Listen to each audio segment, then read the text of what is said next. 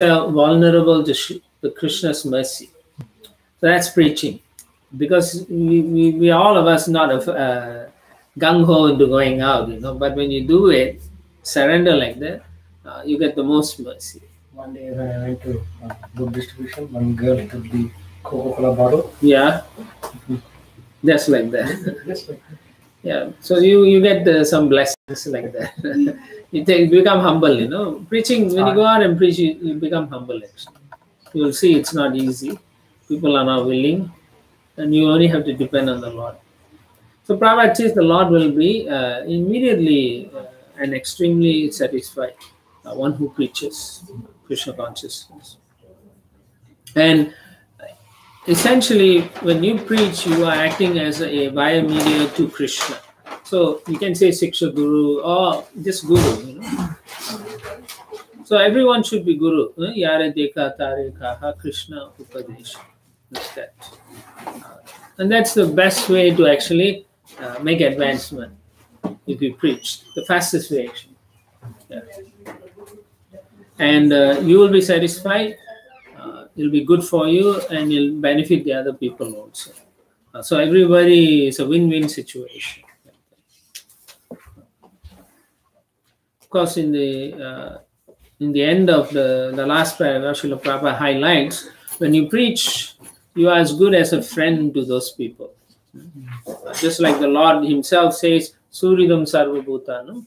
When you preach, you become just like the Lord. You become their well-wishers, their best friends.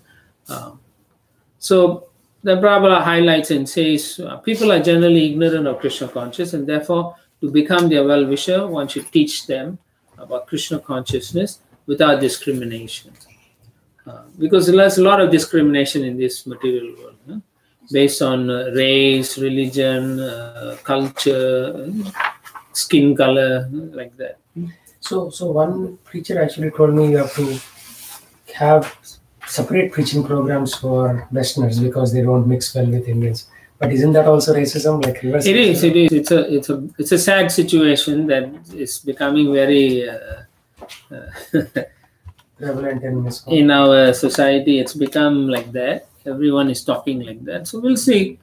Because I've never heard Prabhupada say anything like that. So. And actually, one of the Western students who comes to my class, he says he likes being integrated, not like throw him in a separate room. Yeah. No, the problem is they are all racist by nature, so they can't mix with people. And by doing programs like that, we are encouraging them to remain like that. Exactly. Yeah, so that's anything. Let's see how it happens. One should not misuse this understanding. Srila Prabhupada highlights in the last paragraph. What is that? As an excuse for such words as Daridra Narayana. And Srila Prabhupada never likes this term. So many parts in the Bhagavatam he highlights this. If Narayan lives in the house of a Daridra, a poor man, this does not mean that Narayana becomes poor. He lives everywhere, in the houses of the poor and those of the rich. How is that possible? He's a super soul in everyone's heart. But in all circumstances, he remains Narayan. He doesn't lose his position. To think that he becomes either poor or rich is a material calculation. He's always said Aishwarya Purna, full in six, complete in six opulences, no matter the circumstances. This is important also for us to assimilate in our understanding. It should be second nature. If anyone says something about the Lord, immediately we should know he is full. Why are you talking like that? Where's your definition? Where did you get this knowledge from? Who's your authority? If you're coming up with your own conclusion, then you're a fool. You don't know. The scripture is very clear. He's Purna, complete. I agree. Daridra Narayana is used by Mayavadis. Yeah. It is, but still, there are people who use it. Everyone uses it. Harijana.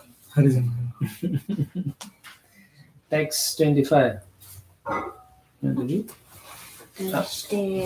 Tatra kimalabhyam anant No, it's the other meter. Tuste jatatra kimalabhyam ananta adye. Tuste jatatra kimalabhyam ananta adye. Kim te guna vyatikarad ihaye swasiddha. Kim kaya guna vyatikara ihaye swasiddha. Dharma daya kimagunena chakankshitena. Dharma daya kim gunena chakankshitena.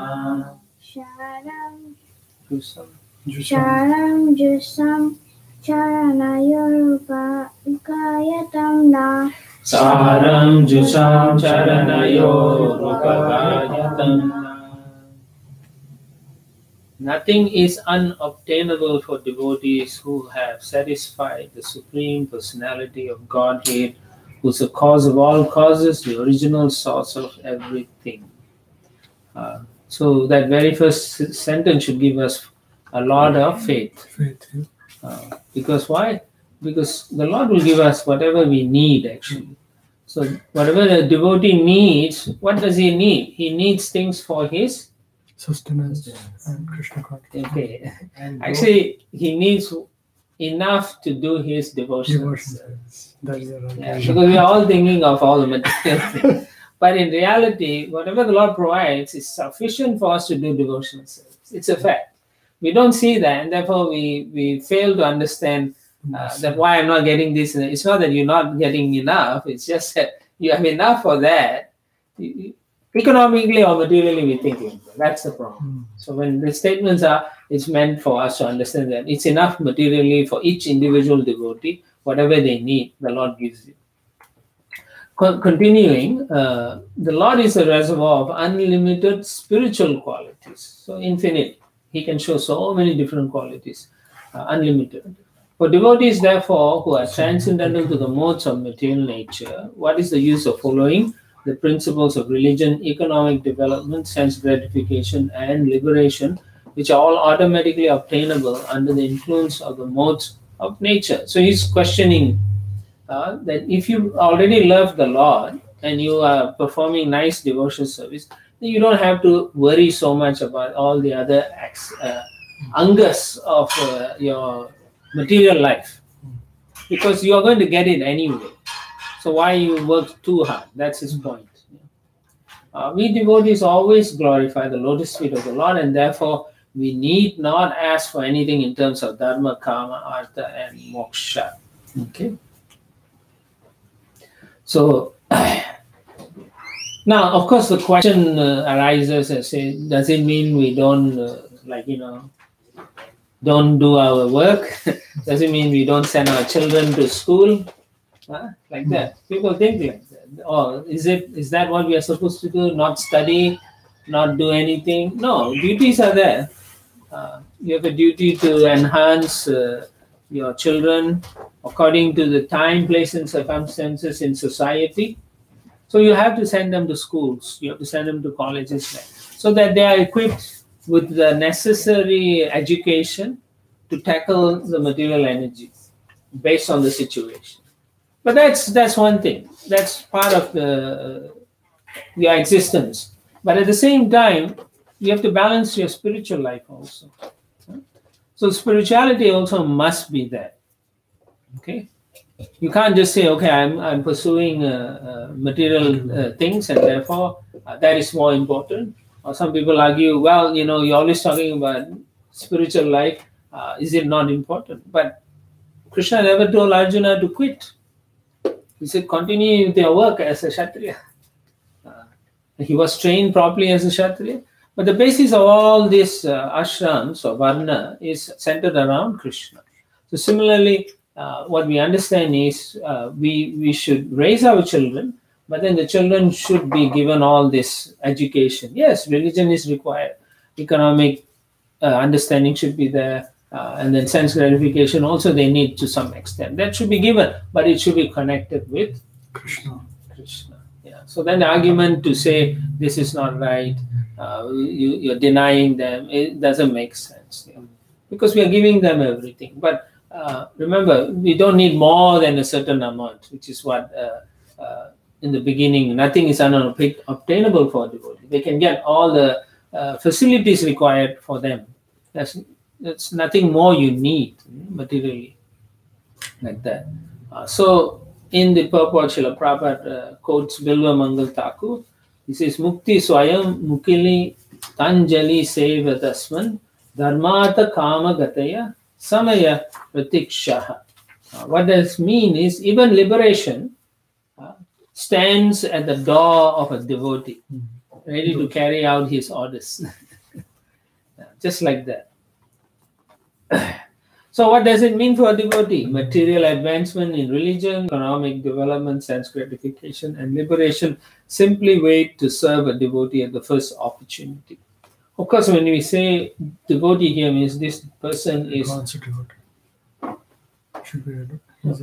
Means he is completely acting for the pleasure of Krishna. At the same time, you may say, that does it mean that those who are doing both the activities are not? It depends on the consciousness, basically. Just like Srila Prabhupada, he was working, but he was always thinking about how to please his Guru and Krishna. So that mood has to be cultivated. No? So depending on how you are connecting with Krishna, you will advance accordingly. Two persons can do the same activity, but one person may be making more advancement because of the consciousness. Right? The persons, they can say, I'm also doing why I'm not making it, because your consciousness is not connecting with Krishna. Whereas the other person is thinking about how to please Krishna. Even though he's working externally, he may appear to be working very well. Like that. So that's a difference there. But that's something we have to look at carefully and say how we can tweak our practices in such a way that Krishna is more and more pleased. The question is, how can I become more focused in Krishna? Is every day you ask yourself, how much little bit more I can give to Krishna. Maybe you need a month or two to adjust a simple lifestyle. You may be waking up late just to go to work. So it may take a few months for you to wake up a couple of hours early to feel comfortable and to chant and read about Krishna book, something like that. So those activities must be taken. So Krishna sees he is trying to connect with me. And so there is a reciprocation. And then Krishna will come and help those persons. And that's when the material nature, everyone is waiting to serve. So sometimes you may know that you desire something and then it happens. So then you have to be careful what you desire also. It is said like that because Krishna is pleased with you so far and you desire something materially and then it happens and you think, wow, I'm so powerful. But the reality is, if you think I want Krishna's lotus, he may not give that. He is very cautious about giving himself. He doesn't mind giving material stuff. Yeah. So therefore, we have to perform in such a way that Krishna himself personally comes to us like that. You can only defeat him through love, nothing else. We always say that service to Krishna, but it needs strong desire. If we don't have that strong desire to serve Krishna, then how can we develop that desire? The strong desire, which is why I say you have to tweak little by little. But if the person doesn't have a desire, then how can he get that desire? If the person doesn't have, it's very unfortunate, but you see, sometimes we think they cannot get the desire, but it is not within our vision to see that. It may take them up to maybe end of their life. They can manifest just before they die. Some people just do all amazing things. Or they may take a few lifetimes. But our role, as in the previous verse, is a preacher, whether it's a family person, member, or outside friends or something, is to give them that little bit of understanding or appreciation of Krishna consciousness.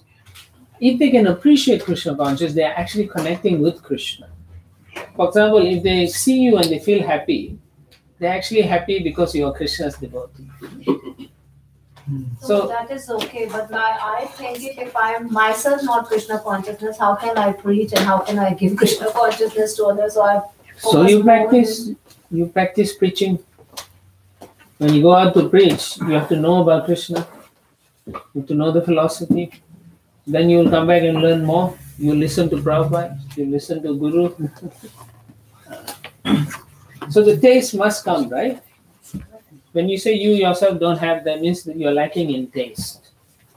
So how do you get this? Look for someone who has taste. Associate with them. Have some relationship with them. And then they will give you the blessings. It is, as we said, Sangha is very important.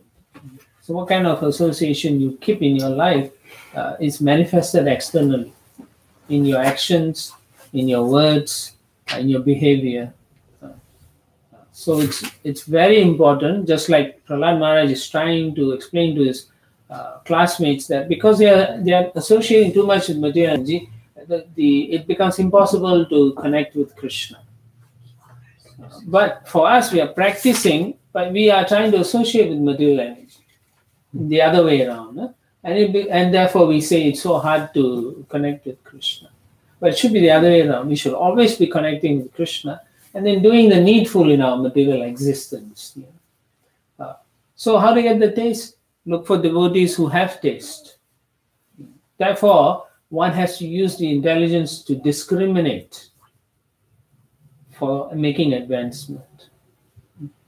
Later on, you'll come in the next chapter. So Prahlad Maharaj says how to associate and why not to associate like that. This is very important because the goal of life, you all know. Everyone in ISKCON knows. Go to God, go back to Godhead. But actually, it's more than back to Godhead. That is not the real goal. What is the real goal? To develop love and to serve. Develop love. So that you can serve. You develop love, automatically you go back to Godhead.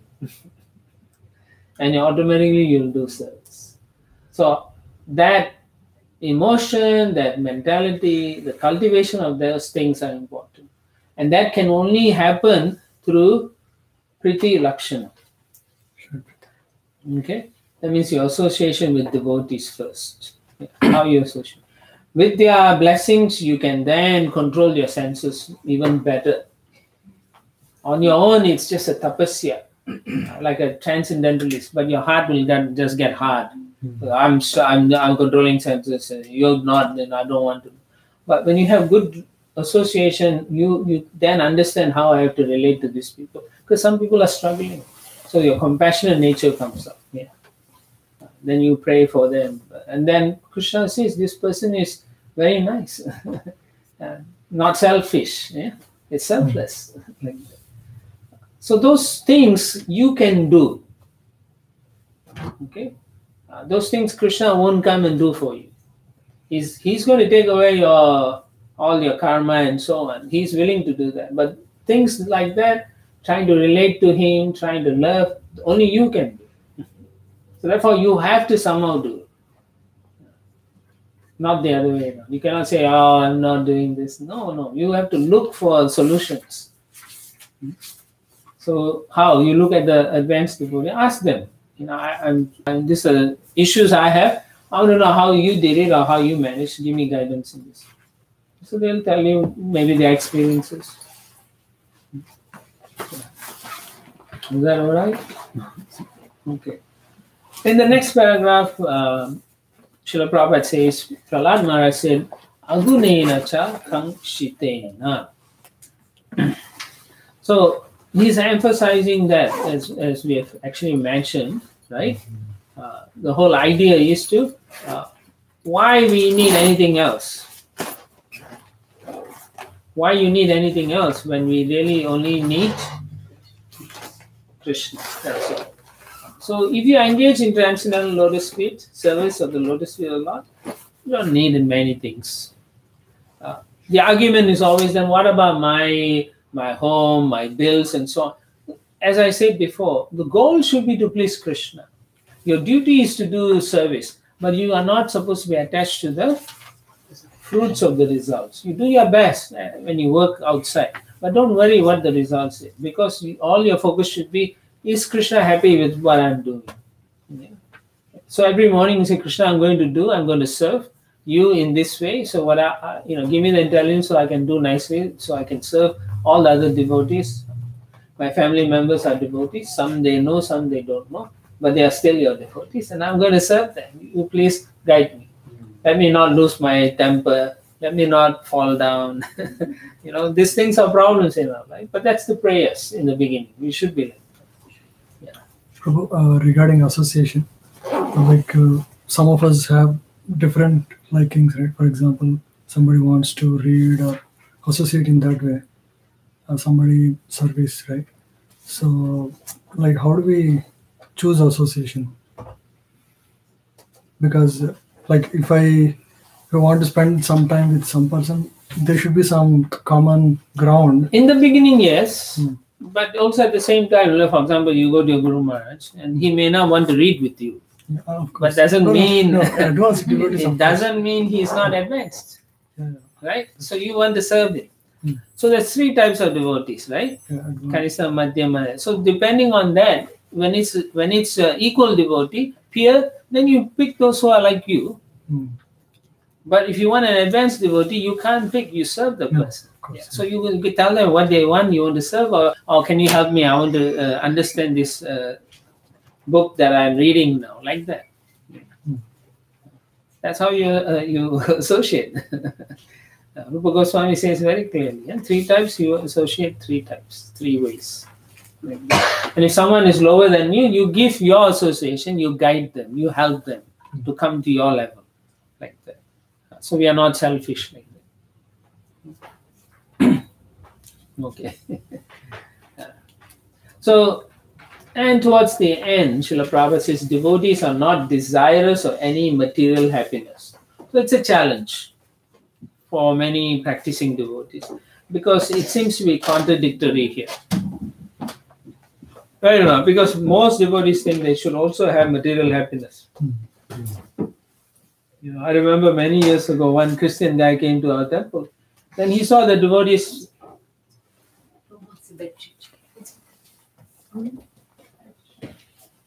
So he saw the devotees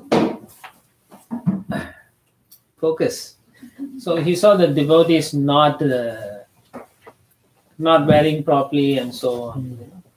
So he was a Christian guy. He said, what kind of God is this? You all don't have anything good, nothing. Why is your God not helping you?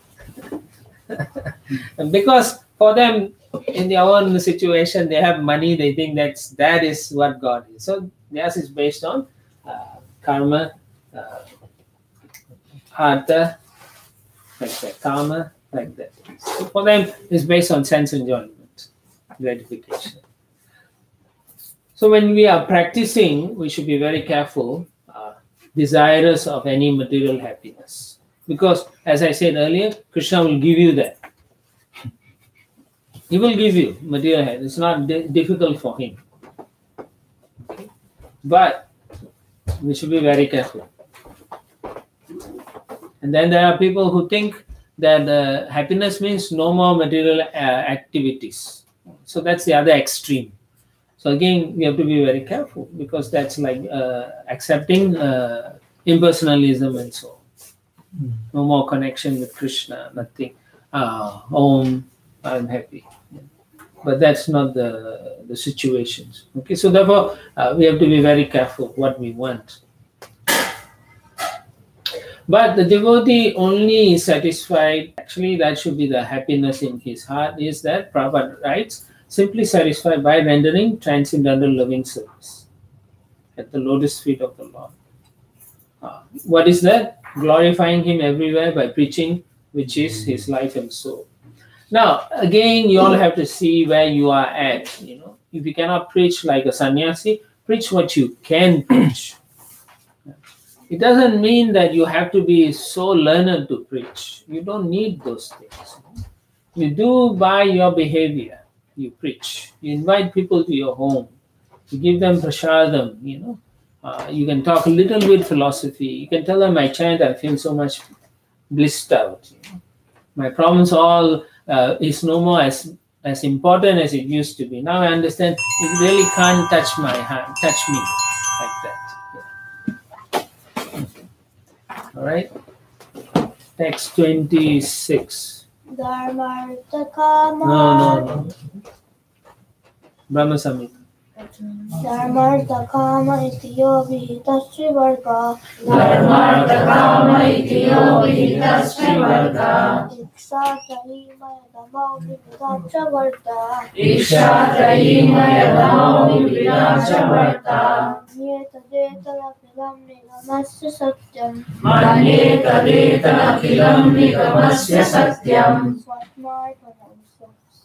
Swatmarpanam sahita paramasya pumsa. Swasmapanam swasuriga paramasya pumsaha. Religion, economic development, and sense gratification. So Prahlad Maharaj keeps harping on these things that most people go after. These are described in the Vedas as three varga, or three ways to salvation. Once you are satisfied in that, automatically you will move towards liberation. The bottom line is to be satisfied. Generally, we don't get satisfied. Within these three categories are education and self-realization. Ritualistic ceremonies performed according to Vedic injunction, logic, the science of law and order, and the various means of earning one's livelihood. These are the external subject matters of study in the Vedas, and therefore I consider them material. However, I consider surrender to the lotus feet of Lord Vishnu to be transcendental. So he makes a distinction. Because oftentimes you find people say, no, you can do any ritual, it's the same. But he's making very clear distinction. One is material means is temporary. Transcendental means is eternal function. So he's making, or he's stressing, as Prabhupada says, the transcendental position of devotional service. So that is very important. So if you take up transcendental position with the right attitude, then you will not fall down. But if you take up transcendental activities, wanting material things, then you will have problems. Okay? Then it becomes a challenge. Then it becomes a mind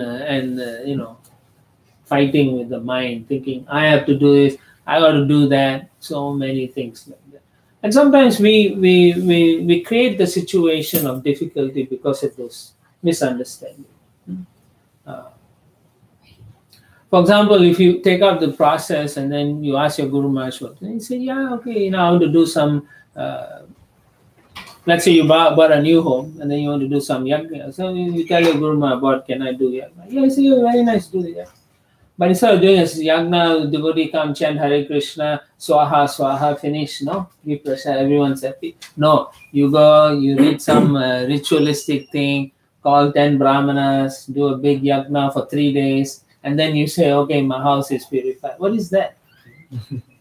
So the goal is missed, The opportunities to preach also is missed. But everyone is thinking, oh, nice ritual. But rather, if you call everyone, get a few devotees chanting Hare Krishna, simple fire sacrifice, and speak some pravachan, get an advanced devotee, give everyone a gift, Kindle book, since everyone's so cheap here, with all the Veda with the Veda base in there, tell them this is my gift. People will be happy and they will look into it, right? And they will study those things.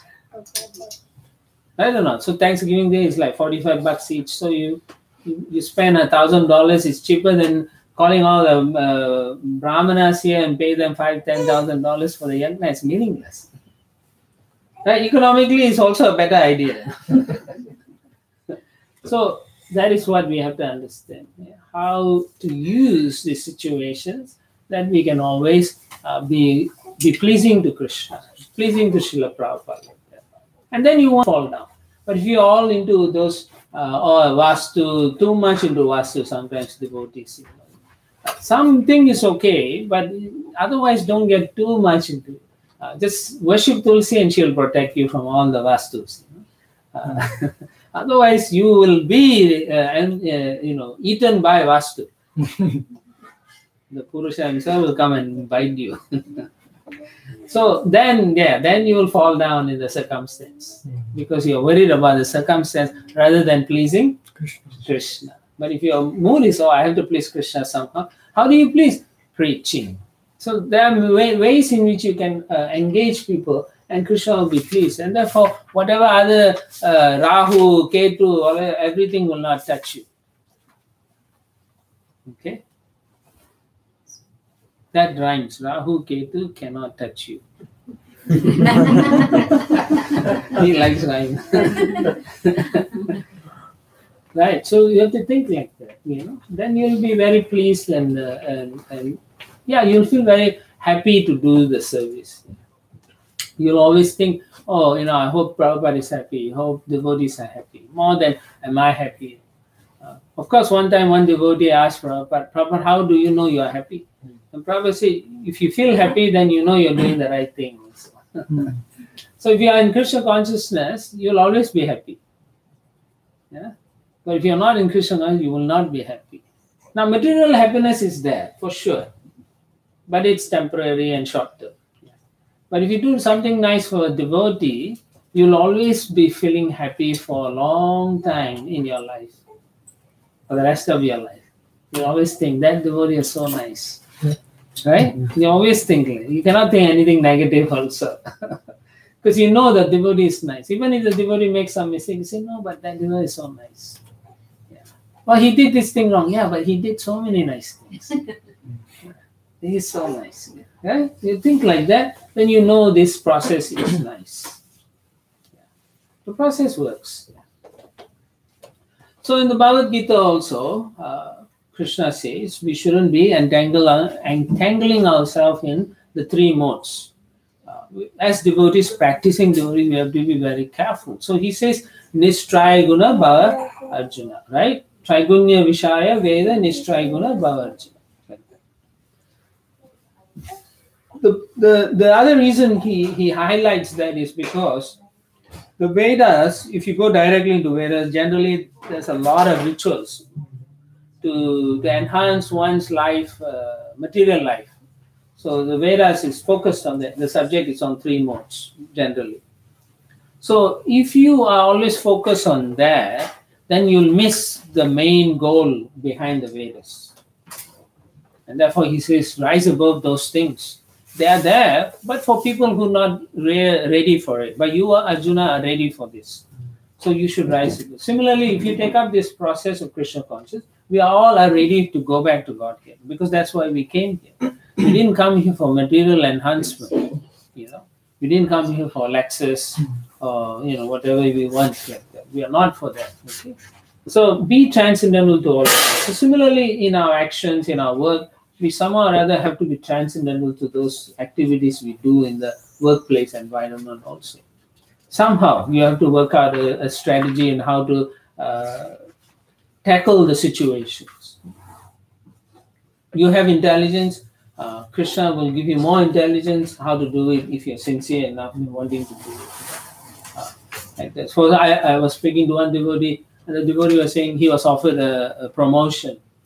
But then the promotion meant he had to get involved more in the management and every day talking to people. And he said he refused it.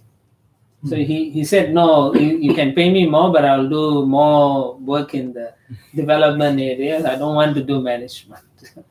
And he said because he had the nice job and he can go home and then do his Krishna conscious activity. He said, Krishna is kind to me.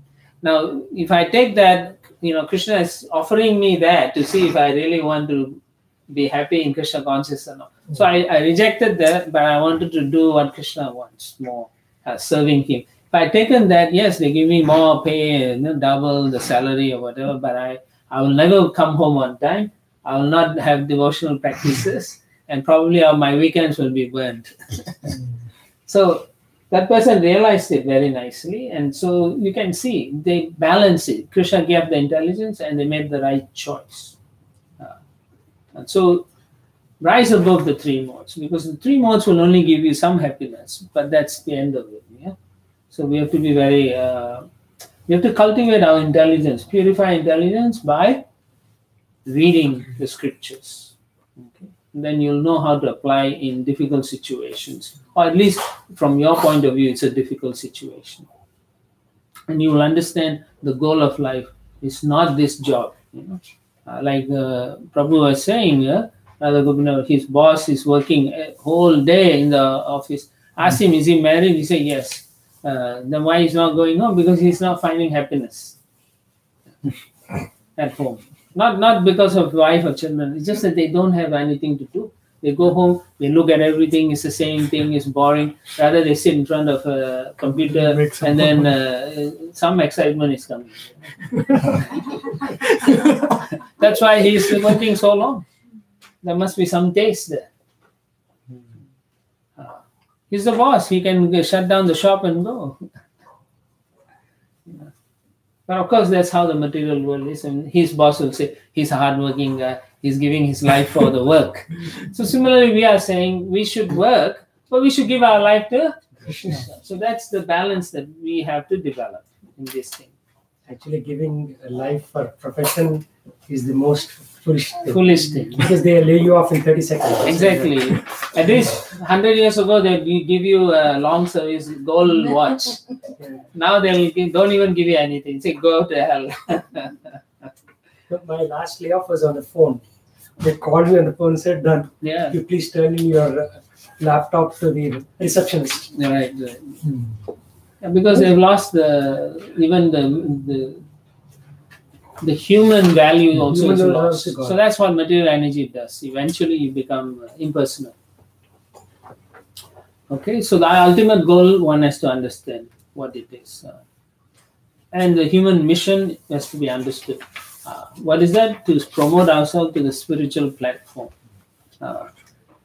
If you cannot, then as Sukadeva Goswami says, famous verse, Dharma sonistya pumsam visvakshena khatasuya notpadayet yadiradim shramma eva ike. It's useless if you cannot come to the level of being attracted to the message of Krishna. It's very important to know these things. No matter how much you do, if you don't at the end of the day feel more attraction to Krishna, then you must understand you're not focused properly. Okay, so don't waste time and energy, which is what Prahlad Maharaj is saying to the group of his classmates at that point. So in Kali Yuga, in our stage, I've already said what you all need to do. Focus on that way and see how you can adjust or tweak your lifestyles. Text 27. Jnanam tadetadamalam duravapamaha. Jnanam tadetadamalam duravapamaha. Narayano narasaka kila naradaya. Narayano narasaka kila naradaya. Ekantinam bhagavatastara kinchananam. Ekantinam bhagavatastara kinchananam. Vadaravindara Dehinam syat.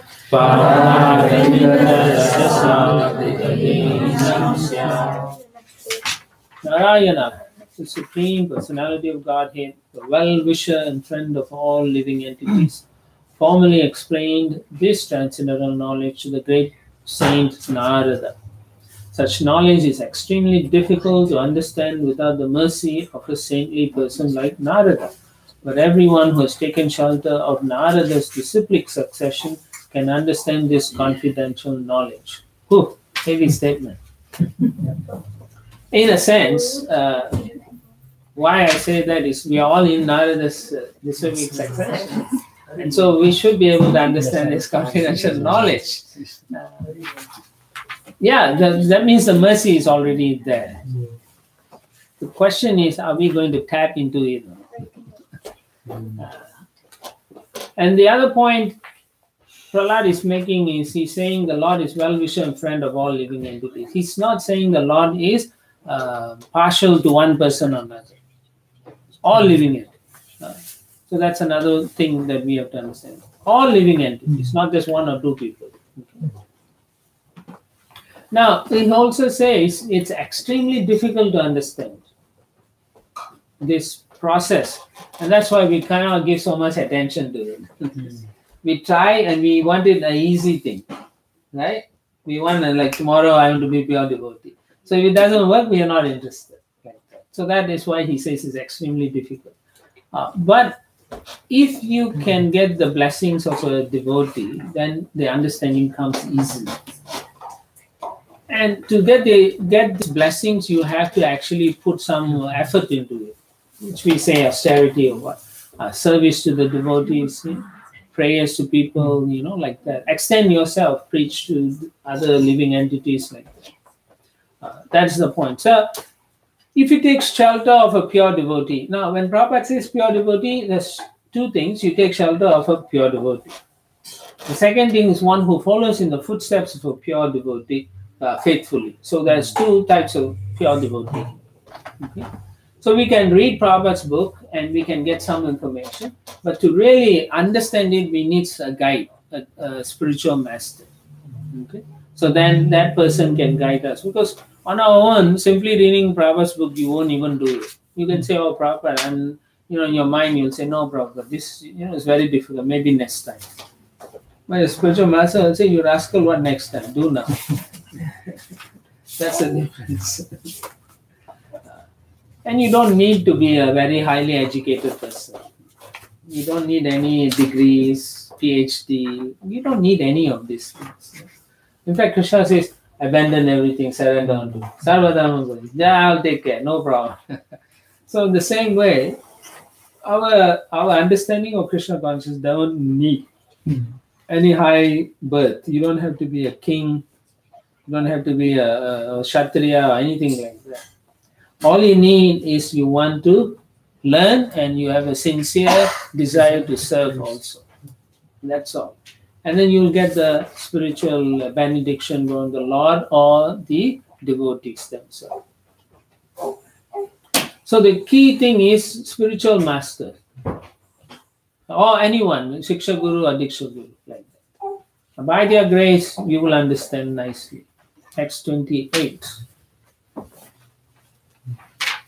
Shrutam etan maya purvam Shrutam etan maya purvam jnana vijnana samyutam Jnanam vijnana samyutam dharmam bhagavatam suddham Dharmam bhagavatam shuddham narada deva darshanat Narada deva darshanat.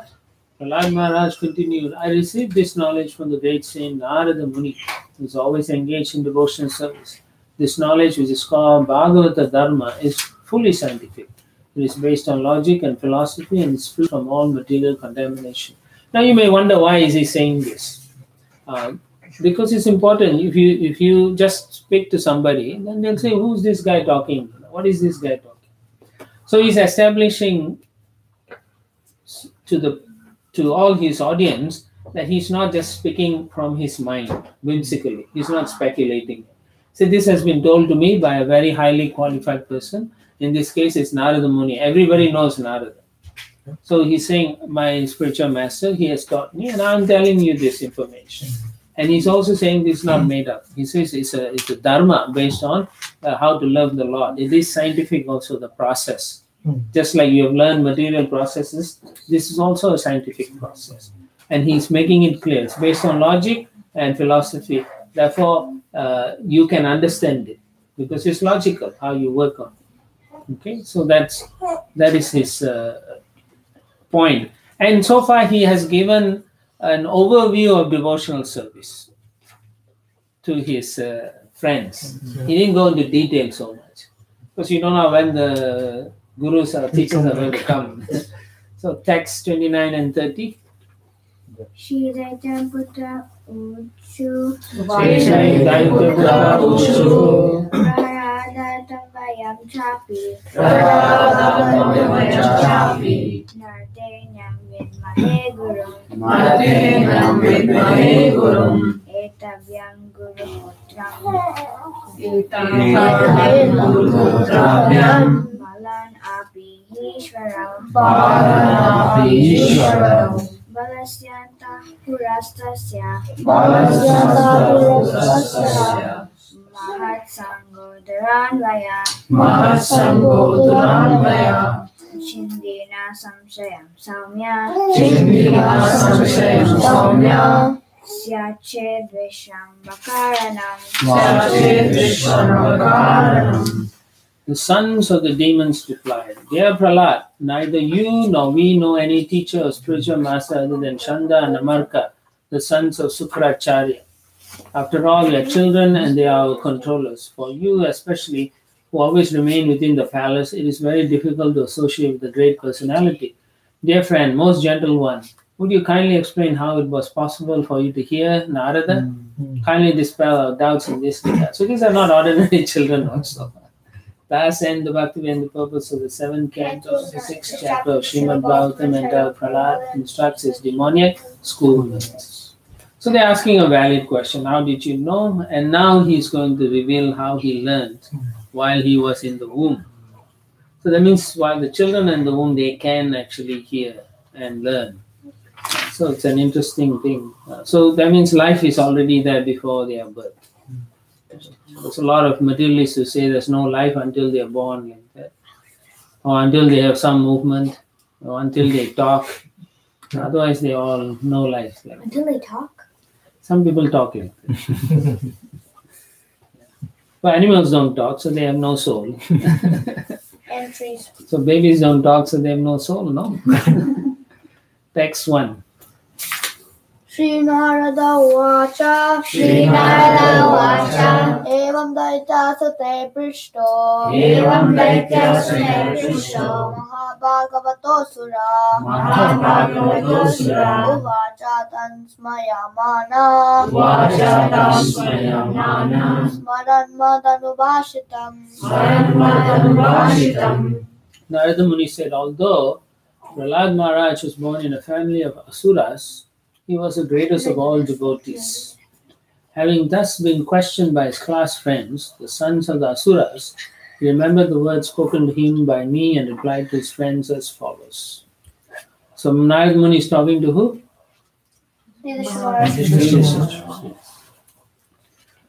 Okay, so this, how he progressed is an amazing. So Srila Prabhupada mentions that you cannot imagine how the baby in the embryo could hear now.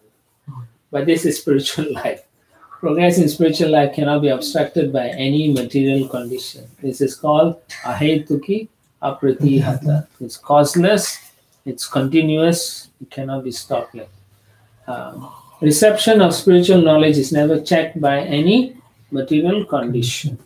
Okay, so it doesn't matter where you are born, who is your family, whether wealthy or poor, whether demigod or demon, doesn't matter.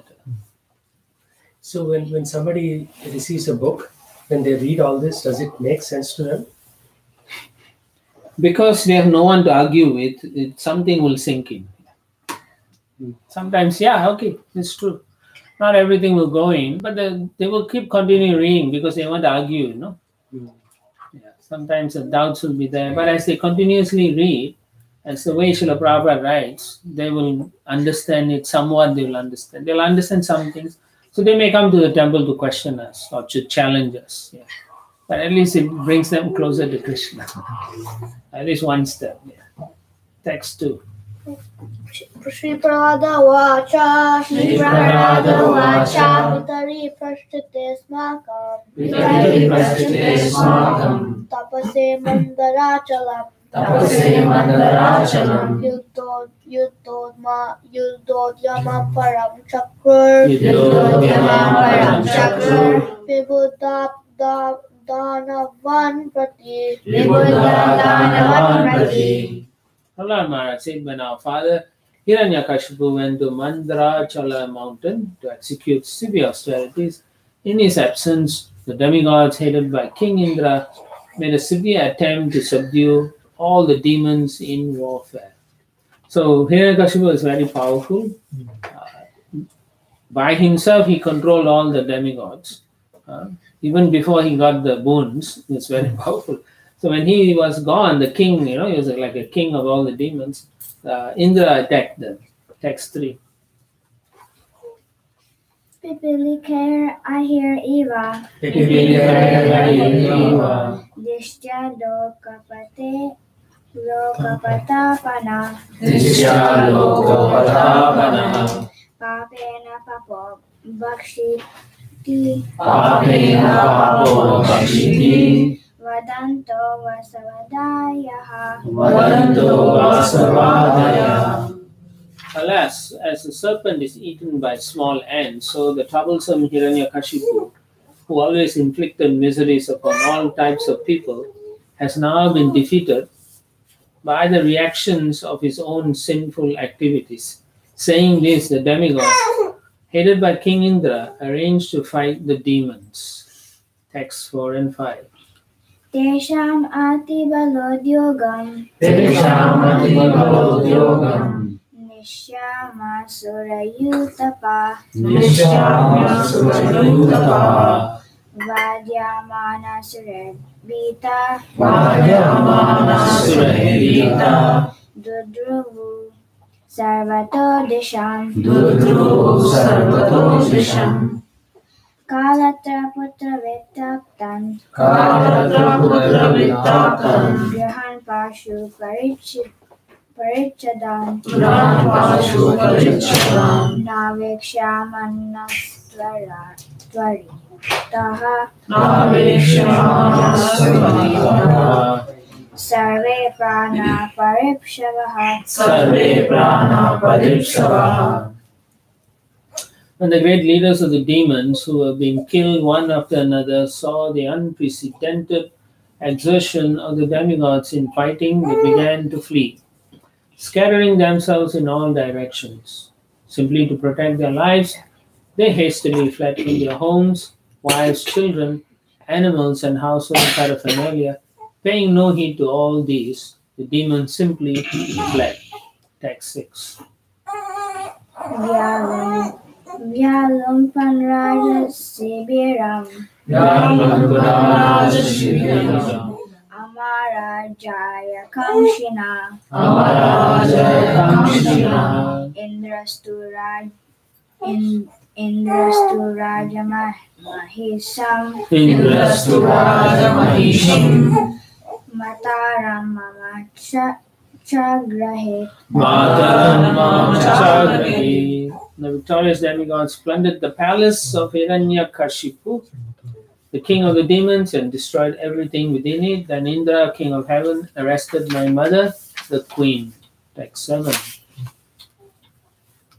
Niyamanam Vayodvignam Niyamanam Vayodvignam Udatim Kurarim Iva Udatim Kurarim Iva Yadrachagatra Devarshedadrishepati.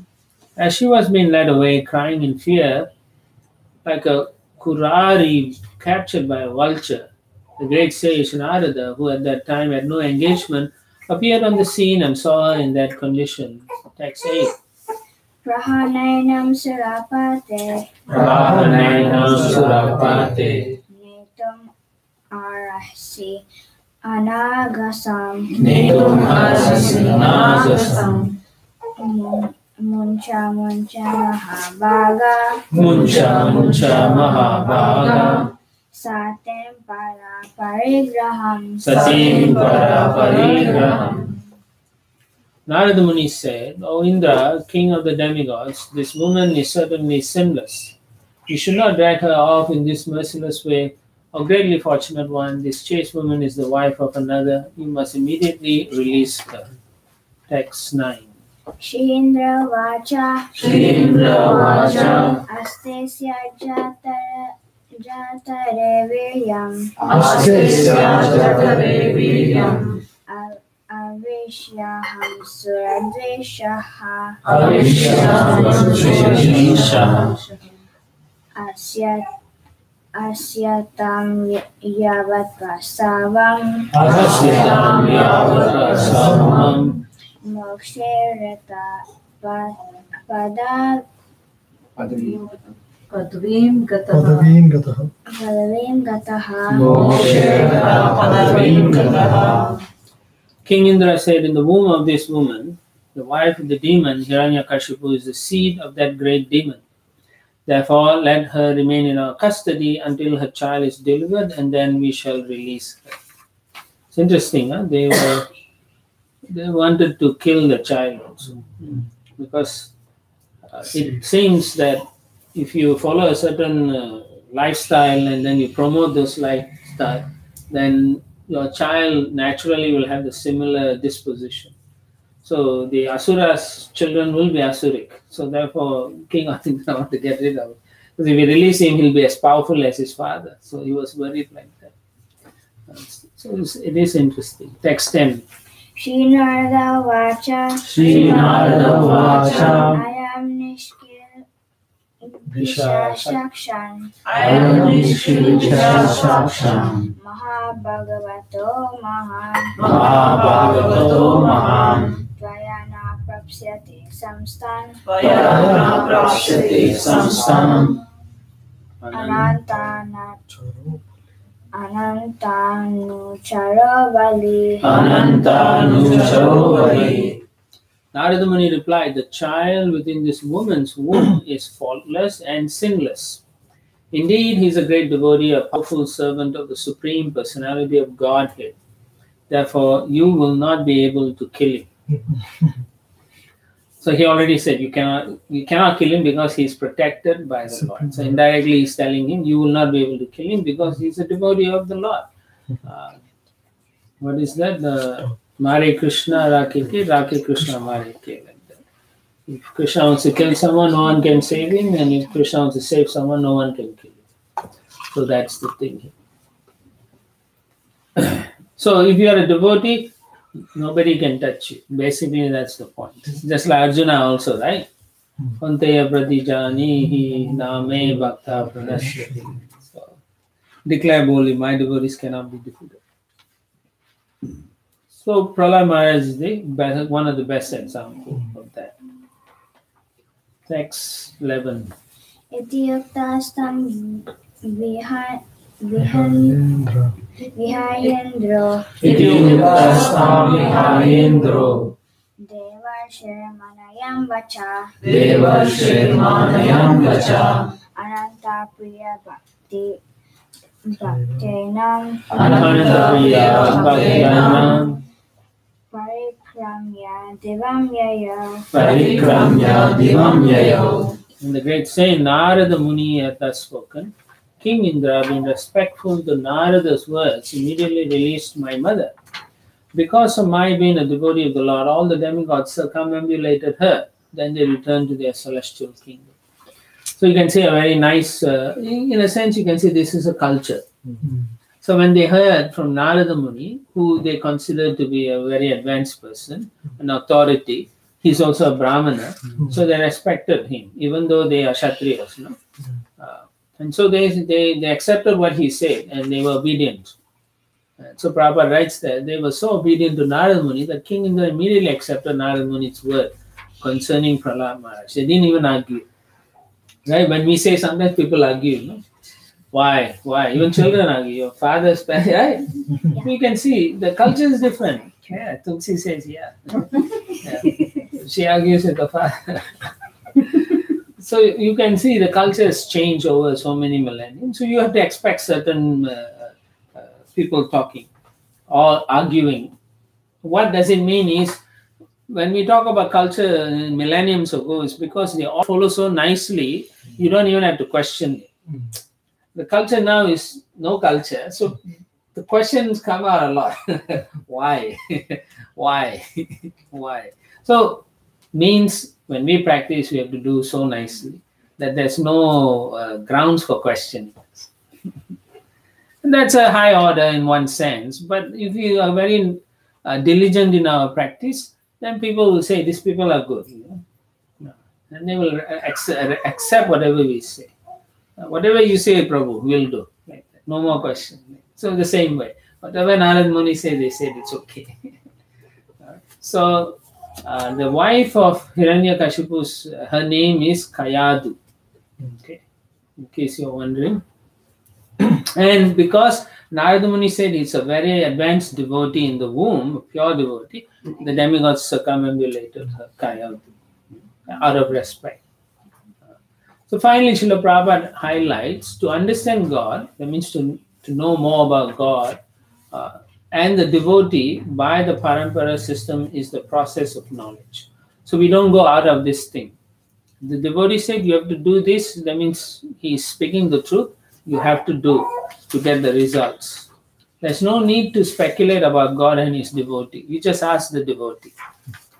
One should accept the statements of a bona fide devotee and thus try to understand. Okay? No argument. And sometimes, what is that? Argument ad infinitum. Yeah. Goes on and on and on. No point. Text 12. Tato me mataram rishi Tato me mataram rishi samaniya nijashrame samaniya nijashrame asvasya hes Yatam vatse. etam vatse Asvasya yavate bhartar agama Yavate Bhartaragama. Prahlad Maharaj continued, the great saint Narada Muni brought my mother to his ashram and assured her of all protection, saying, my dear child, please remain at my ashram until the arrival of your husband. So he's protecting her. Text 13. tate ti avats devasha antike sakutobaya Antike sakutobaya yavadaitya patir gorat Yavadaitya patir gorat tapasona nyavarta tata Tato After accepting the instructions of Deva Rishi Narada, my mother stayed in his care without fear from any direction as long as my father, the king of Daityas, had not become free from his severe austerities. Text 14. Vishim Parayachara Tatra Vishim Parayachara Bhaktya Paramaya Sati Bhaktya Paramaya Sati Antarvatni Swagarbhasya Antarvatni Svagarbhasya Shemaye Cha Prasutaya Shemaye Cha Prasutaye. My mother, being pregnant, desired the safety of her embryo and desired to give birth after her husband's arrival. Thus she stayed at Narada Muni's ashram, where she rendered service unto Narada Muni with great devotion. So how long did she wait? 219,000 years. She waited for 100 Celestial. years.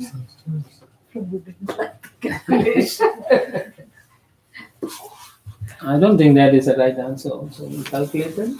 We'll see. Okay. No, I don't know. I'll in any case, 100 celestial years. So 2019. 219,000 years. आप check करना मेरी calculation. in any case, Srila Prabhupada quotes this nice verse from the 9th canto. Matra sasra duritra va nani viktas sano bhave balavan indriyo brahmo vidvamsam api karshati.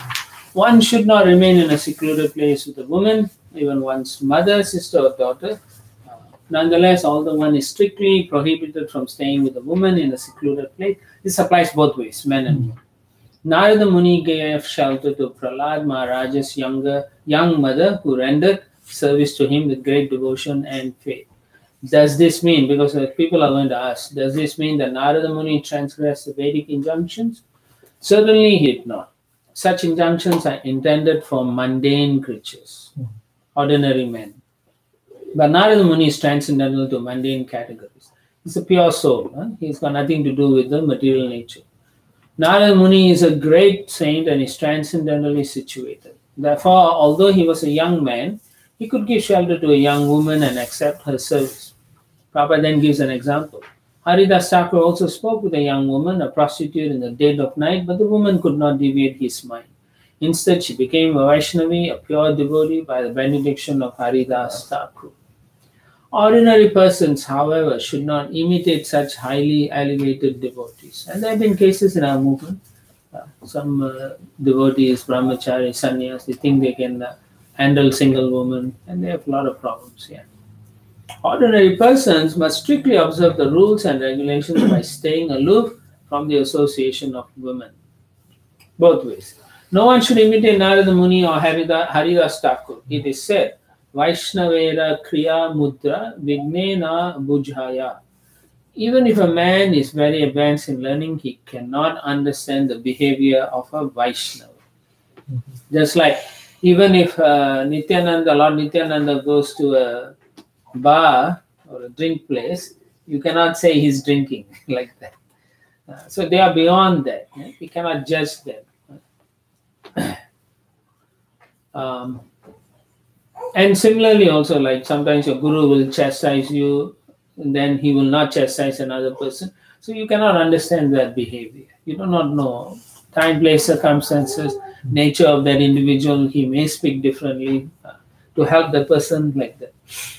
So anyone can take shelter of a pure Vaishnava without fear. Therefore, in the previous verse, it has been distinctly said, Deva Rishir Antike Sakuto Baya. Kayadu, the mother of Prahlad Maharaj, stayed under the protection of Narada Muni without fear from any direction. That means she was safe. She didn't even fear Narada Muni. Similarly, Narada Muni in his transcendental position stayed with the young woman without fear of deviation. Now, of course, he can do that. Narada Muni, Haridas Thakur, and similar acharyas specially empowered to broadcast the glories of Lord cannot be brought down to the material platform. Therefore, one is strictly forbidden to think that the acharya is an ordinary human being. Otherwise, is Gurushu Naramati. Such a mentality is hellish, and you go to hell for that. Text 15. Rishikarnikastasya Rishikarnikastasya Pradat Urvayam Ishvara Pradadvayam Ishvara Dharmasya Tattvam Jnanam Cha Dharmasya Tattvam Jnanam Cha Mamapi Uddishya Nirmalam Mamapi Uddishya Nirmalam. Narada Muni delivered his instructions both to me, who was within the womb, and to my mother, who was engaged in rendering him service. Because he is naturally extremely kind to the fallen souls, being in a transcendental position, he gave instructions on religion and transcendental knowledge. These instructions were free from all material contamination. He is not an ordinary person. He is a pure devotee of Lord. Therefore, whatever he spoke was free from material contamination. So, but ordinary people like us, when we speak, we can have, material things purposely. We want to highlight some things. We want to gain some favor, some material things like that. So we speak in that way to influence people's mind like that. So we may be contaminated. But Narada Muni, not at all. He's transcendental. His body is transcendental.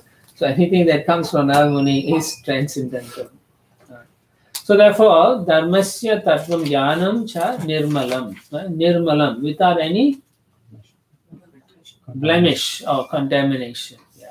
Spotless. So therefore, when he spoke, it's Bhagavad Dharma. Ordinary ritualistic activities constitute contaminated religion, by which one benefits by developing material wealth and prosperity. What that means is, when they do ordinary rituals, they are doing it for selfish reasons, not to please the Supreme Lord. So therefore, it's contaminated religion. But uncontaminated pure religion consists of understanding one's relationship with God and acting accordingly. So that's the main thing. We have to know why we are doing this, why we are trying to study Prabhupada's books, for what purpose we are doing it. We have to always question this before we practice nicely. If you don't question ourselves like that, then we'll take it for granted. We'll take it, oh yeah, this is part of my life. Yeah, oh, yeah, I took Guru. Yeah, I have Guru. Yeah. But who's your Guru? Open up the wallet and show a picture. Like people show, my wife or my dog or my this. No, but there's no. The meaning should be, it should be a grave thing, very heavy. I took, for what reason I took. Oh, yeah, I have the best Guru in the world. Okay, good. So what are you doing about it? Right? Srila Prabhupada initiated like almost 5,000 people. So not all of them were here. Because they couldn't take full advantage of his relationship. So similarly, we are initiated, we should take full advantage. And if we are not initiated, we have to be initiated to take full advantage. Text 16. Tatu kalasya dirgatvat Tatu kalasya dirgatvat Shitvan matus tirodade Sriman Matus Tirodave Krishna Krishna gruhitamam Krishna Nubrihitam Mam Nado napi aja Smritihi. Namami Ajara Smriti. Because of the long duration of time that has passed, and because of her being a woman, and therefore less intelligent, my mother has forgotten all those instructions. But the great sage Narada blessed me, and therefore I could not forget them. It's interesting, he's still in the womb, and the blessing is so powerful that he could even listen. And he didn't even think of anything else, and he's thinking, wow, like that. Of course, Srila Prabhupada translates that he says that Stritvat, that being a woman, therefore less intelligent. This is a contention because it'll be people don't like this thing, and it's very difficult to convince people also what it means, because it doesn't mean that they don't have the intelligence to do the same work as men. That's not the point. Srila Prabhupada explains, if you read in the purport, what he is trying, what his intention is. So he says the word Papa Yoni refers to those who are less than Sudras. But even though a woman may not be Papa Yoni, that means they are not less than you. Because of being less intelligent, she sometimes forgets devotional instructions. What is that? For those who are strong enough, however, there is no question of forgetting. That means for women who are strongly into devotional service, their intelligence is able to hold on. But if they are more into material thing, they cannot. It's the same with men nowadays. In Kali Yuga, we are all Shudras, so we are all fallen. So Prabhupada continues, women are generally attached to material enjoyment. What does this mean? Dharma, Artha and Kama. So if you understand in terms of the Vedic setup, Arjuna says, if the men are not around, the tradition all will fall down. Because who maintains that? You all don't read about it. The ladies in the house are the ones who make sure all these things are done properly. The men are out going out, Kshatriya, fighting or doing some business, Vaishya, like that. There's the ladies who ensure, even in your home, right? You want to do something, you say, yes, we have to call the Brahmanas, we have to do this puja and this and that. They will be the first one to say. They will be the ones who say. So in terms of that, they are very good at that. So Dharma, Artha and Kama. But when it comes to let's give up all this and go, they become very frightened. But their psychological nature, they feel they are not protected. Okay, their nature is like that. So we are going to lose all that. So they are fearful of that. So they will not take up those process so easily. But those who have been trained from young in the Vaishnava culture, they have no problem, like Queen Kunti, all those personalities. So we have to understand from the right perspective. Like that. Okay. So therefore, Prabhupada writes, because of this tendency, yes, Madhu. So, Prabhuji, are the women can go back to Yes. Godhead in women form? Yes. No restriction. It's only that they have more inclination towards having, if let's say they have a good home, they don't want to give it up. Why you want to go there? Why you want to give it up? Like that. They'll argue like that. But no stories like women going back to Godhead except Dhruva Maharaj's mother, because Dhruva, she went back. But That is none of true. the But stories. Kunti, Draupadi, Subhadra, they all went back. The story says they went back. Devahati. All the gopis, Dwarkavasi, Devahati. Devahuti. There is. Yeah, I agree with you totally. It doesn't say, maybe they should rewrite the Bhagavatam. So So that is also some of the things in our movement. Some ladies are not happy. They say it's like that. So now you have one Mataji writing Sita's fire from a version of Sita's point of view. So it's funny, but not funny. It's serious from their point of view. But it's interesting, I should say. Prabhu, one should accept it. When I read the purport in Bhagavad Gita for women, Shudras Yes. and everything, Prabhupada doesn't say women. He only talks about the upadhi. So whatever we have, it's an upadhi. Yes, We it are is a soul. designation. It is We are true. a soul. We are a Yeah. soul. We will go back as a soul, right? So we are thinking as a woman only in this life. The body, you A think you woman's attach to body. the body. Yeah. Yeah. So you're not supposed to identify with the body. You're supposed to think you are Soul. the servant. Servant of the You Lord. cannot think you're the soul, Ah, okay. right? And also, because if you think you're soul, when are you going to know you're the soul? You will never know that. But if you think you're a servant, immediately you get liberated from the body. Because immediately you're thinking, I am the servant. You can identify with that. Because that's our original constitutional position. So that one day you get up and say, I'm a soul, I'm not the body. Doesn't happen. But you can get up and think, I am the servant. So that body is used in the service. It's just a vehicle. Yantra Rudra Nini Maya. Yeah, given by material energy. Yeah. Yeah, like that. So, yeah. So, yes, you can go back in this very lifetime. You can read some books. My god sister, what's the book? Servant of Love was written.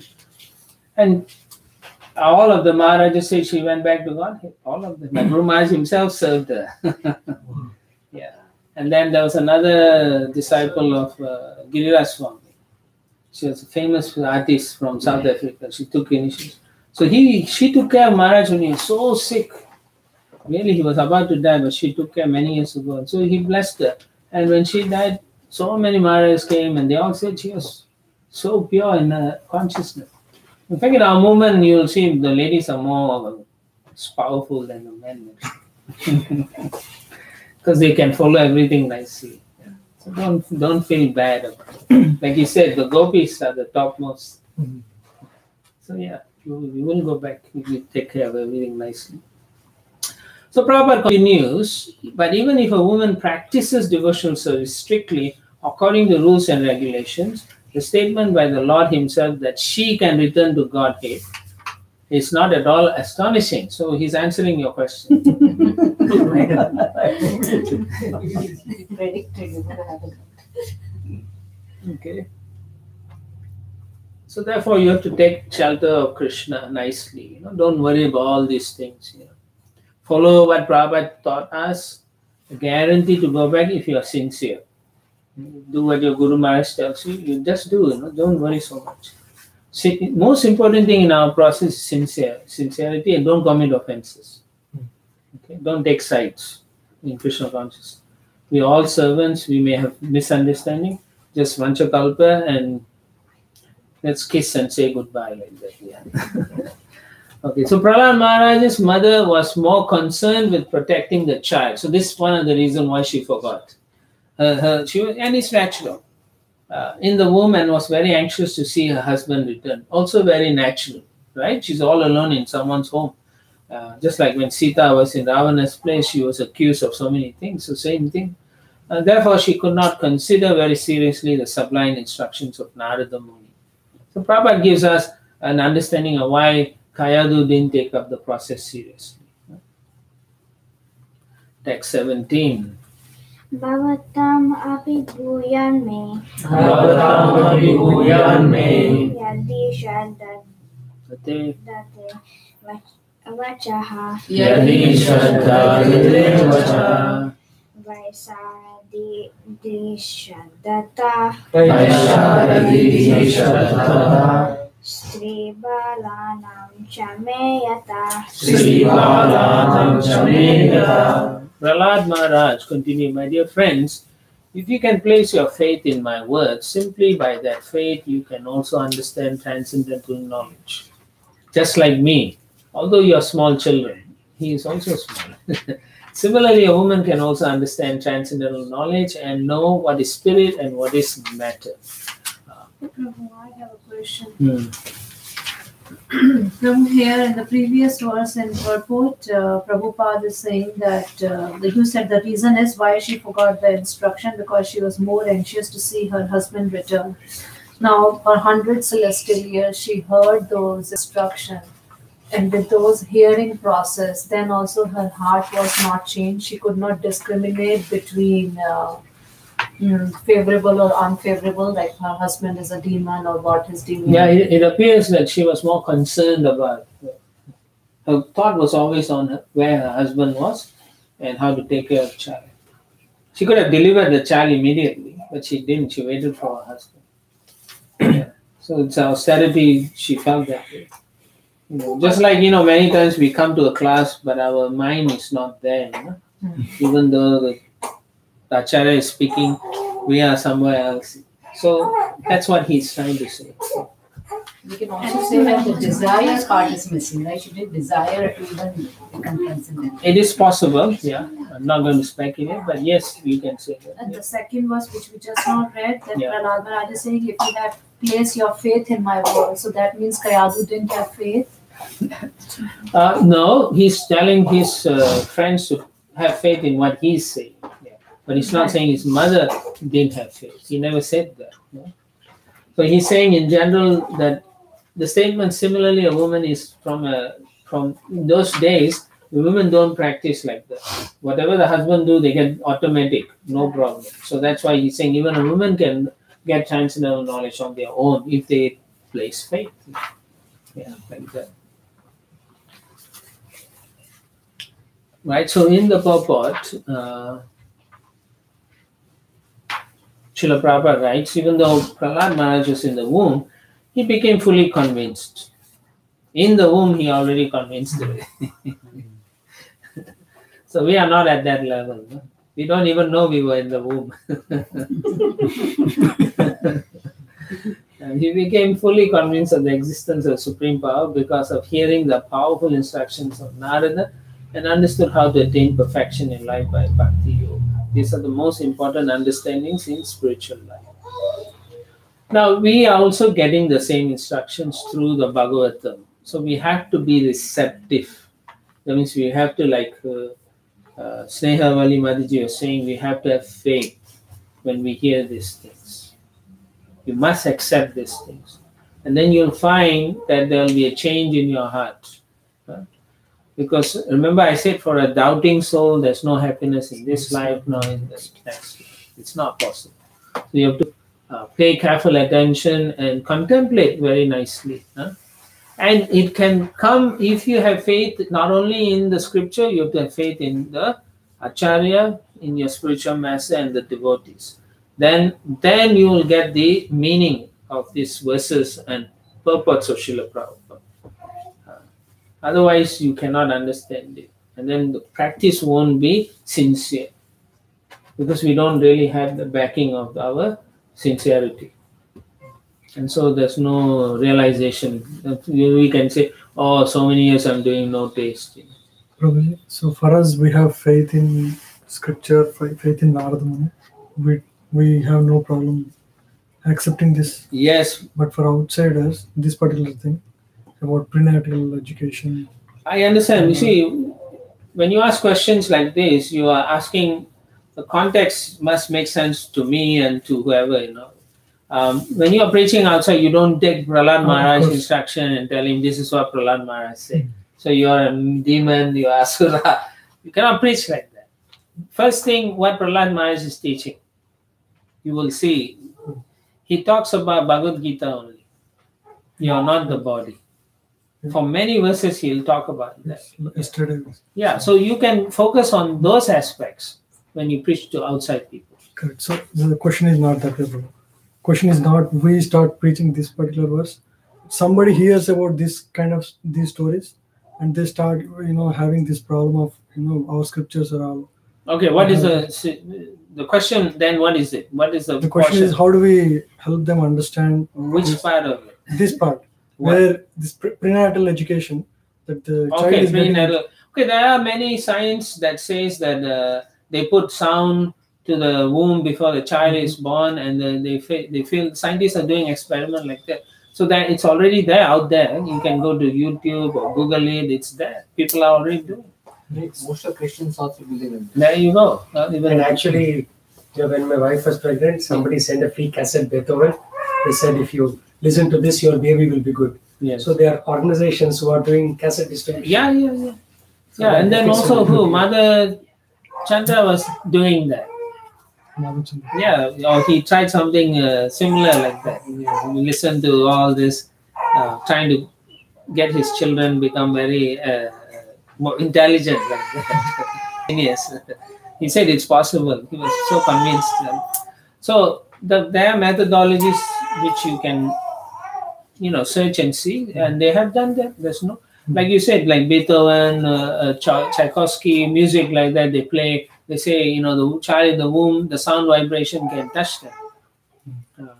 So like if you go to a rock and roll concert, then the child will come out like that. But if you go to, so they also have understanding of mode of goodness and so on like that. So if you expose, it's still goodness. If you expose a child to extremities, that's how the child will react. Like sometimes they say the mother is fearful, the child gets that fear also. And when he or she is born, they have that fear element in them, great fear like that. So there are experiments that have been done and studies done that they say this works. So prenatal education. So if the child can hear, what is to say that he cannot learn more than that? Correct or not? So in that way, you have to be convincing also. That's why you have to know many things. Huh? We have to learn about them. Yeah, so things like that, if you think, then you search and say, is there such a thing in our material society? Can I use that? Doesn't mean because we become Krishna conscious, we shouldn't know anything of the material world. It's a fool. Then you are like an ostrich with the head stuck in a hole, Then the war will happen somewhere on the streets. People will be fighting and running. You will say, Hare Krishna, Hare Krishna. I mean, it's good in one sense, but then when you hear tanks running, then you will run, like that. So we shouldn't be in that situation. We should know how the world is also. So when I keep hearing stories like when book distribution happens, some people say I sold Srimad Bhagavatam separately. Should we really focus on giving Srimad Bhagavatam versus Bhagavad Gita, and which is easier to read? And see, there's pros and cons also. he gives Srimad Bhagavatam, okay, he sees 12 cantos, he never reads it and he'll misunderstand. Yeah. Yes, pros and cons. Some people may be able to read. I think part of the problem is the emphasis is, book distribution. So they somehow or other, sometimes it becomes fruitive also because I sold the Bhagavatam set and they are very happy in that. In one sense, they are happy. Hopefully, the person at least flicks through something and gets something. Even one paragraph of Prabhupada's books can help them in the time of death. We have seen historically it helps people in the long run.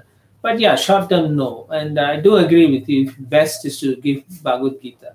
Because we don't understand the concept of we are not the body. It's very hard to accept even how can Prahlad Maharaj learn from the womb. So that is a good point. So the focus should be see how much we can give books, but shouldn't be fruitive.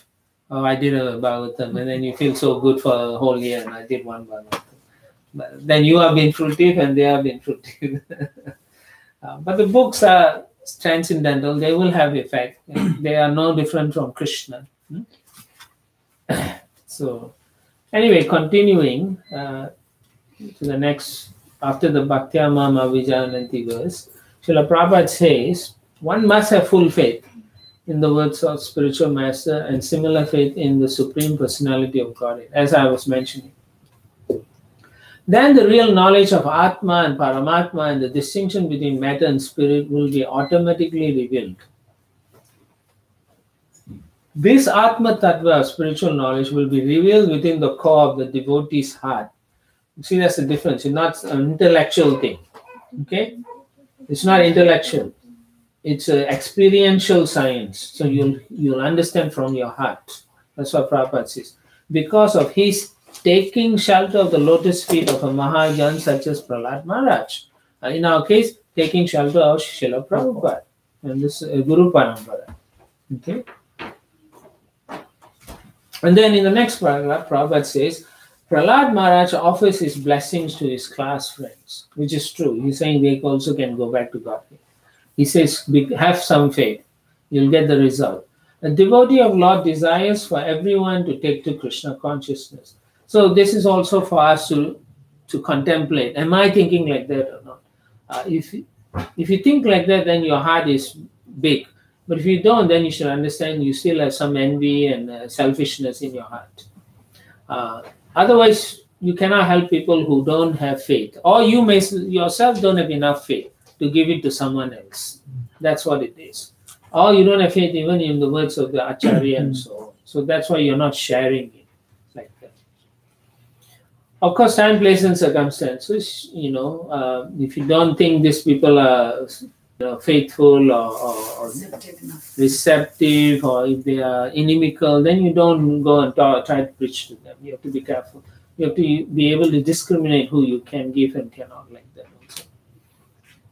Okay, otherwise, if you don't do that, then you yourself won't understand the transcendental knowledge. By giving Krishna consciousness to others, your understanding deepens. All right, your concept is from narrow-minded becomes broad-minded. Then you can see everything in place within what Krishna Dharma is all about. How the workings of Krishna's consciousness is. You'll see it in a broad-minded. That's what it's called, Mahatma, broad-minded. Okay. So then in the next paragraph, Srila Prabhupada continues that the words Vaisharadi refer to intelligence concerning the Supreme Personality of Godhead, who is extremely expert. That means how we can purify our intelligence. How we can purify our intelligence to understand that the Lord has infinite intelligence or expertise to create this material universe like that. Otherwise, we again fall into the trap of not having faith. But all this intelligence can come about if we know how to serve the devotees, particularly the bona fide spiritual master. Like that. So then we become fortunate. What is that fortune? You get to understand Krishna. That is the good fortune. So then Prabhupada continues, the knowledge of the Supreme received from such a sampradaya or disciplic succession can give one enlightenment. Okay. That means the knowledge we are getting from Srila Prabhupada, reading his book, should give us enlightenment. So we should not have doubt. Cannot have doubt. If one does not take to the path of disciplic succession, it is not possible for one to understand the Supreme Personality of Godhead. So therefore, faith is very important. Properly centered, we will get so much understanding. You don't have to, if you have full faith and you serve, for example, many of you have children, you serve nicely, all this knowledge will come to you. You can preach nicely also to anybody, and they'll think, who is this lady? So knowledgeable. Right? Yeah. You can see many of our proper disciples, the ladies, so intelligent, so smart.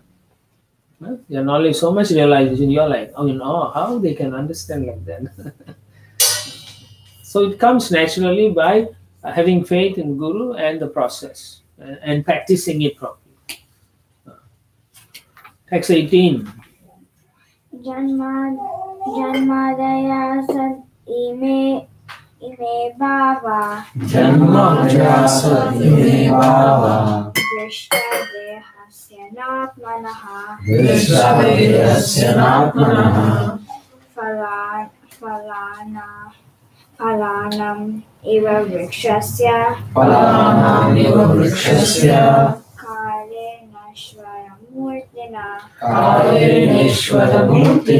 Just as the fruits and flowers of a tree in due course of time undergo 6 changes: birth, existence, growth, transformation, dwindling, and then death. The material body, which is obtained by the spiritual soul under different circumstances, undergoes similar changes. However, there are no such changes for the spirit soul. So now he's talking what? Bhagavad Gita. He's talking about the spirit and the soul. There's a distinction between matter and spirit. What is spiritual body? What is material body? So he's making it very clear. So therefore Srila Prabhupada says, this is a very important verse. You can understand the difference between spirit, soul and material body. And then he quotes from the Bhagavad Gita to say how this the famous verse, Na jayate mriyate va kadachi. For the soul there's neither birth nor death at any time. He has not come into being, does not come into being, will not come into being. He is unborn, eternal, ever existing, primeval. He is unborn, eternal, ever existing, undying and primeval. He is not slain when the body is slain. So the eternality is emphasized so strongly. Krishna emphasizes it so strongly. Similarly, when you meet new people, you cannot go into the Gopi Katha or, it's nice, it's, it sounds so great, but then they will think they are the gopis or like that. So we cannot go into that. Rather, we have to understand not the body first. First, understand you're not the body. Just like one Maharaj was saying, he was preaching. So this lady was very fat lady was sitting listening. So then in the discussion, he was saying, you're not the body, And then she was watching, she said, oh, that's a relief. No more identification. Yeah, no more identification in the body. Because that's the whole thing in America. Oh, you become like a stick and then you are wonderful like that, So when she heard that, it made so much sense to her. It was a relief for her. There was no more material anxiety. So therefore, we have to emphasize this thing that you're not the body. You have a beautiful body, spiritual body, where you don't go 6 transformations. Those things that you come from chemicals is, as Prabhupada said, is a foolish scientist philosophy, foolish theory of modern chemists, Prabhupada says. Now, when the man and the woman get together, then Prabhupada says the semen and the ovum mix together. And he says, even if it mixes, it is not necessary the child will take birth, because if the soul doesn't come into the mixture, the child don't take birth. So there's time and place when the soul will come. And so he says, when the soul takes shelter of the mixture of the body, takes birth, exists, grows, transforms, and dwindles, and ultimately it is vanquished. So similarly, the fruits and flowers of a tree seasonally come and go, but the tree continues to stand. And just like the soul continuously accepts new bodies, like that. And then in the next paragraph, Srila Prabhupada says that 2 types of souls, 2 kinds of souls. One is the super soul and the other one is the individual living soul or the Jiva Atma. One is the Paramatma, one is the Jiva Atma. So in this regard, Srila Prabhupada quotes Madhvacharya, who says, Sadvikara Sharirasya Navishnus Tadgatasya Chatad Adinam Shariram Cha Nyatwatan Mamatam Tyaja. Since the body is the external feature of the soul is not dependent on the body. Rather, the body is dependent on the soul. And we should know that also. Example, somebody dies, what is missing? Many times we don't think like that. We think, oh, the person is gone. But when we think carefully, something has left that body. The body is still there. So why are we not loving the body? Just like who said that? Hiranyakashipu, the beginning of this first chapter of the Bhagavatam, 7th chapter. Yeah. So the same way, the philosophy must be understood properly. Then we don't get so much into anxiety. And another important point Srila Prabhupada makes is, once you know this is not the body, you won't be so worried about the maintenance of the body. What he means is over-maintaining it. So therefore he says there's no possibility of maintaining the body permanently or eternally. So all the time we think, oh, I better take care, because we're thinking we're living forever. But his point is, hey, you're going to die. Again, you cannot tell people you will die immediately. So in the discussion proper, you say, do you know that one day we will all die like that? Not that you will die. You can say we all die. Like that. And then they will say, yes, that is true, but why we worry? They will say, it's not how you die, it's how you live the life. They will talk like that. Right? People talk like that. It's how you live. But then you have to say, it's what you don't understand is you're a spirit, you're eternal living entity. So if you're not happy in what your situation in your life here, you actually want to experience happiness in a different way. So you will come back. Because that is the nature of the soul, that he is looking for happiness. And if he doesn't know there is an eternal realm full of happiness, then he will come back here. And the question is, do you want to come back and go through the same things? No. Right? No? Okay, good. So therefore, there's no possibility of maintaining the body permanently or eternally. So we should understand that. We will stop here. So tomorrow we'll start from 19, verse 19. Thank you. Comments, questions?